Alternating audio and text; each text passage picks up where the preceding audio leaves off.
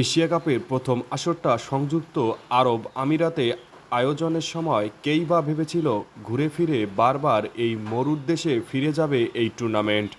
এবার পঞ্চমবারের মতো Asia cup ক্রিকেটের আয়োজক সংযুক্ত আরব আমিরাত। অনেক দিনেই আন্তর্জাতিক ভেন্যু আর নির্দিষ্ট করে বললে নিরপেক্ষ ভেন্যু হিসাবে আন্তর্জাতিক ক্রিকেট মানচিত্রে জায়গা করে নিয়েছে আমিরাতের তিন মাঠ শারজা, দুবাই ও আবুধাবি। কিন্তু ১৯৮৪ সালের প্রথম এশিয়া কাপ আয়োজনের সময় তো ঘটনা তা নয়।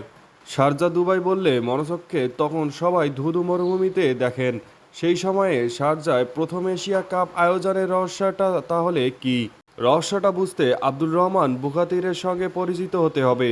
আমিরাতি এই ধনকুবের সত্তরের দেশকে ইংল্যান্ডে গিয়ে ক্রিকেটের প্রেমে পড়ার পর চরম উচ্চবিচালী বলতে পারেন পাগলাটে এক স্বপ্ন দেখতে শুরু করলেন। ক্রিকেট ঐতিহ্যবিহীন মরুর দেশে তিনি নামিয়ে আনবেন আন্তর্জাতিক ক্রিকেটের ঝর্ণাধারা। স্বপ্ন দেখেই থেমে যাওয়ার লোক বুখাতির নন। টাকা পয়সার তো আর অভাব নেই। শারজায় সেই সময়ের বিবেচনায় আধুনিক এক স্টেডিয়াম বানিয়ে ফেলতে তাই কোনো সমস্যাই হলো না।